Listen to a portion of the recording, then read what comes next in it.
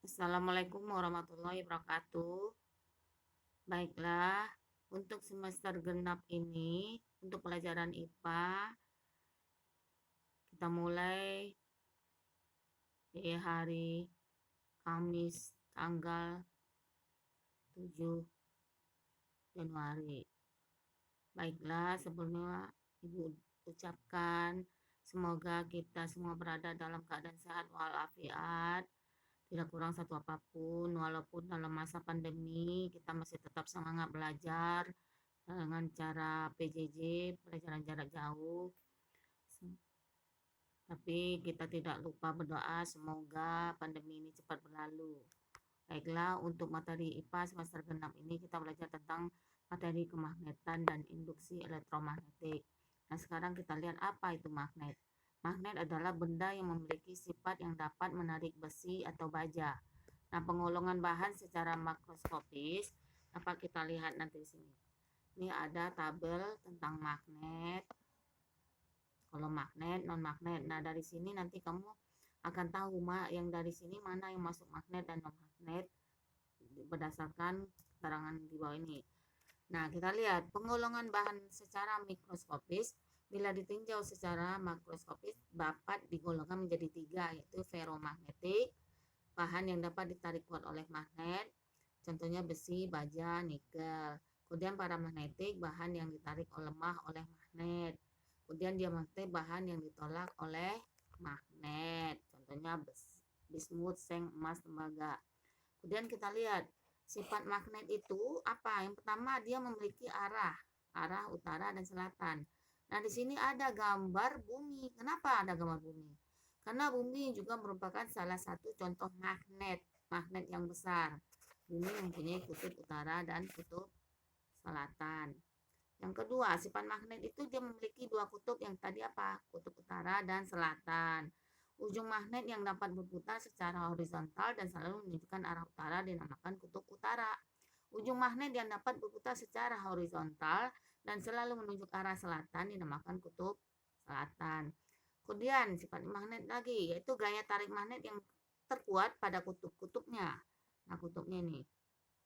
Nah, kemudian yang keempat, kutub yang tidak sejenis bila didekatkan akan saling tarik-menarik.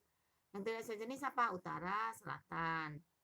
Nah, kemudian kutub yang sejenis bila didekatkan saling tolak-menolak. Selatan dengan selatan, utara dengan selatan. Dia tidak akan mau berdekatan. Kemudian teori magnet. Magnet itu bila dipotong jadi dua, maka dia akan membentuk tetap utara dan selatan sini. Nah, ini ada dua potongan magnet. Kita potong lagi, akan membentuk kutub utara, selatan. Nah, ini disebut dengan magnet elementer. Magnet elementer adalah magnet yang kecil yang menjadi penyusun suatu magnet. Kita lihat perbedaan baja yang bersifat magnet dengan baja yang bukan magnet. Nah, kalau baja dia bersifat magnet, dia susunannya teratur. Kalau yang bukan magnet, dia susunannya tidak teratur. Bagaimana perbedaan sifat magnet, baja, dan besi? Kenapa di sini baja dan besi?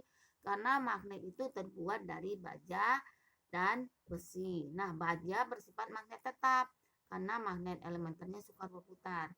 Kemudian, kalau besi bersifat magnet sementara karena magnet elementernya mudah berputar. Nah, kita lihat bagaimana Bu cara membuat magnet. Yang pertama, satu dengan menggosok, ujungnya ini digosok-gosok nih. Nah, ujung utara, selatan digosok-gosok nanti akan membentuk utara dan selatan sini. Nah, yang berlawanan. Yang kedua dengan cara apa? Dengan cara mengalirkan arus listrik DC. Jadi kita aliri arus listrik. Ini kenapa ada tangan Bu? Ini menggunakan kaedah tangan kanan. Nah, kaedah tangan kanan ini arus listriknya ditunjukkan oleh arah keempat jari. Ibu jari menunjukkan kutub utara. Nah, kutub utara ibu jari. Kemudian kita dengan cara yang ketiga yaitu dengan induksi, imbas. Mendekatkan magnet, besi menjadi magnet pada saat didekati magnet lain, induksi, ya. Kemudian bagaimana? Kalau bisa dibuat berarti bisa dihilangkan, bisa. Dengan cara apa? Cara menghilangkan sifat magnet itu bisa dipanaskan, dipukul, dijatuhkan, dan di dalam medan listrik. Kemudian medan magnet. Medan magnet itu apa? Itu adalah ruang di sekitar magnet yang masih dipengaruhi oleh gaya magnet. Nah, sini medan magnet nih. Ada gaya magnet utara, selatan. Nah, sini lihat ya. Kemudian kita lihat pola garis magnet itu. Pertama, kutub utara magnet dengan kutub utara magnet nih. Dia akan tolak menolak. Yang kedua, kutub magnet selatan dengan kutub magnet selatan juga akan tolak menolak nih. Mau ya tolak menolak. Yang ketiga, nah ini kutub magnet dengan utara dengan selatan, nah dia akan mendekat nih, menyatu.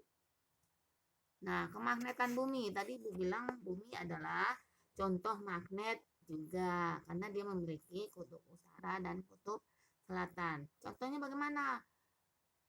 Saat kita tersesat di hutan, misalkan kita menggunakan kompas. Nah, kompas ini akan tertarik oleh gaya gravitasi bumi, sehingga dia akan menunjukkan arah nanti utara dan selatan. Nah, makanya kita nanti misalkan kita ke hutan, kita tidak tahu arah kiblat.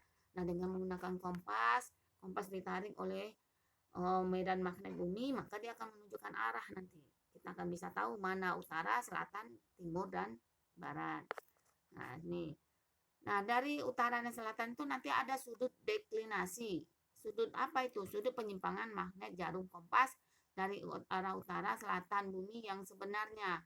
Makanya bumi itu kita lihat bukan lurus, tapi agak miring. Ya, berputarnya agak miring. Nah, berputarnya agak miring ya. Nah, di sini dilihat nih, ini ada utara nih, utara selatan. Sudut deklinasi positif jika kutub utara magnet menyimpang ke timur. Sudut deklinasi negatif jika kutub magnet menyimpang ke barat nih. Kemudian nih dilihat bumi ya. Nah, di sini maka kita lihat nih. Ini garis horizontal nih. Ini orang posisi manusia ya. Nah, sudut inklinasi itu apa? Sudut yang dibentuk magnet jarum dengan garis horizontal nih sudutnya. Nih, ya.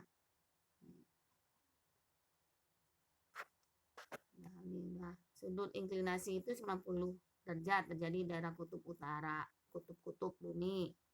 Sedangkan sudut inklinasi 0 derajat terjadi di daerah khatulistiwa. Khatulistiwa itu apa? Daerah tengah ekuator magnet bumi.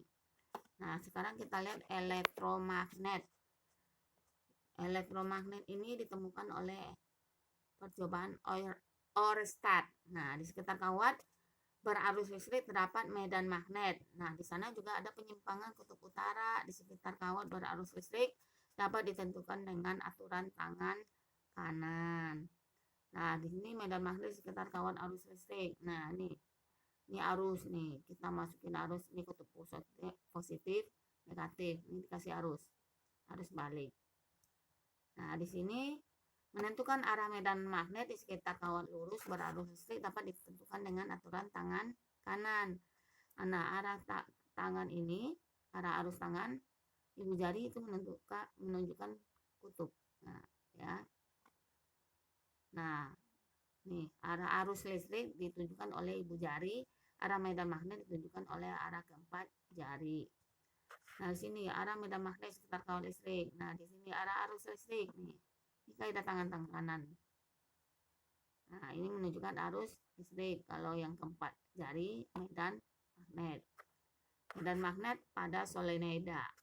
Ini contoh yang lain juga ya. Nah, cara memperkuat kemagnetan pada elektromagnet dengan menambah jumlah lilitan, kemudian memperbesar kuat arus listrik dan memberi inti sel. Nah, alat-alat produk teknologi sehari yang menggunakan konsep elektromagnetik, contohnya bel, nah prinsip kerja seklar, kemudian ada lagi mikrofon, telepon, kemudian relay, alat dengan arus listrik kecil dapat digunakan untuk memutus dan menghubungkan arus yang besar. Kemudian gaya Loren, pada kawat berarus listrik yang berada dalam medan magnet. Nah, Loren ini adalah seorang ilmuwan yang meneliti tentang medan magnet. Nah, di sini dalam rumusnya dia menggunakan rumus BIL. Nah, besarnya gaya Lorentz sebanding dengan kuat medan magnet, panjang kawat, dan kuat arus listrik. Di sini dilambangkan F itu gaya Lorentz, satuannya Newton.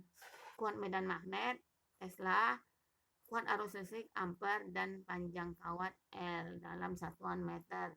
Nah, kita lihat nih, alat yang menggunakan prinsip gaya Lorentz, motor listrik. Nah, kita lihat contoh dari soal tentang nih, gaya Lorentz. Contohnya, diketahui B. Nah, B itu apa? Medan magnet. Medan magnetnya 25 Tesla. Kemudian kuat arusnya I, 2 Tesla. Kemudian L-nya 5 meter. Ditanya berapa gaya Lorentz. Nah, kita masukin rumus. F sama dengan B kali I kali L. 25 Tesla kali 2 ampere kali 5 ampere, maka dapat 250 Newton. Nah, mungkin hanya itu yang bisa Ibu sampaikan tentang materi magnet.